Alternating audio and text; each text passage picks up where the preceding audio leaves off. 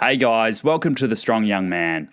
Salt is crucial for maintaining adequate blood pressure and blood volume to ensure that our tissues are supplied with oxygen-carrying blood and nutrients. Regular table salt is made from 1 part sodium and 1 part chlorine. These electrolytes make up most of the electrolytes found in our blood. Salt is vital. It is not a villain. A salt deficiency will trigger your kidneys into overdrive by excessively filtering water to hold on to whatever sodium it can. This process demands high levels of ATP, which will mean that you have less adenosine triphosphate for cellular respiration and muscle contraction. Another pathway by which the body holds on to sodium is by raising insulin levels, chronic states of which will lead to diabetes. High insulin levels will also mean that more fat storage is occurring, and only carbohydrates that are in the blood can be used for fuel. As blood sugar levels plummet, the body loses energy and will have to manufacture glucose from other means.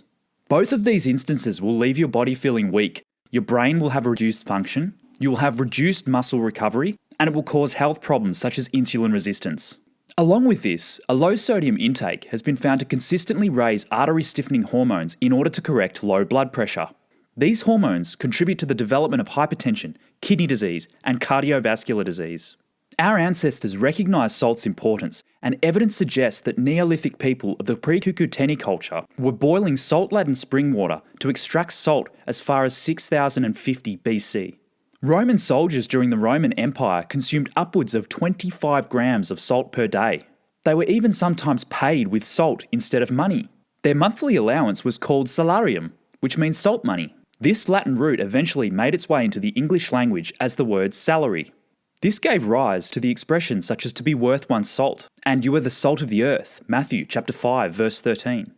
I find it strange that so-called experts tout salt, which is essential, as a poison, while permitting a truly toxic chemical such as processed sugar to be consumed in moderation.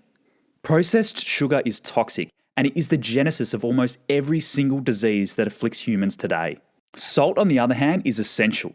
The increased state of disease has occurred parallel to our reduction in salt and our increased consumption of processed carbohydrates. Understand that the sodium in the salt does raise blood volume by drawing water into the blood. The sodium raises the blood pressure, to which the body reacts quickly by attempting to restore homeostasis by excreting the unnecessary sodium. This will result in an increased blood pressure of 0.8 over 0.2 milligrams of mercury, which is almost undetectable. Just because the sodium in the salt raises blood pressure ever so slightly does not mean it is the cause of high blood pressure. Blood pressure increases as excessive sugar in the blood oxidizes to form a sticky plaque known as oxidized LDL or LDL type B. These plaques gather on the arterial wall over decades, and they reduce the diameter of the artery, which increases blood pressure. This is exactly the same thing as putting your thumb on a hose to raise the water pressure, which puts more stress on the pump. High blood pressure should be corrected by eliminating processed foods, which will ensure a healthy lipid profile, and not by eliminating a nutrient that is essential to health. As processed foods are eliminated from the diet, salt will need to be added back into the diet to ensure that adequate blood volume is maintained. Consuming sufficient salt is even more important for people who are fasting, exercising, or consuming a low-carbohydrate diet. Restricting or burning carbohydrates expels water and minerals from the body as the stored glycogen is burned for fuel. You need to consume salt to replenish what you use as you burn through carbohydrates. The lowest mortality rate occurs when we consume about 8 to 13 grams of salt per day. This equates to about 3,000 to 5,000 milligrams of sodium per day. 8 grams of salt should be the minimum that you consume. If you are fasting or restricting your carbohydrates and consuming a diet high in potassium-rich fruits and vegetables, you will be able to safely consume more mineral-rich salt. Your minimum salt intake should be 15 grams per day. Exercise and a high consumption of water increase your daily requirement on top of this. If you are having water without these minerals, you are only further diluting them in your blood. If you have high blood pressure, rather than eliminating salt, consume more potassium-rich fruits and vegetables, which will reduce water retention and hence overall blood pressure too. Your hunger for salt has evolved over 100 million years. The body wants to be kept in homeostasis. If you reduce your salt intake, your body will do whatever it can to hold on to salt. If you eat too much salt, your kidneys will simply excrete it in the urine with no harmful effect.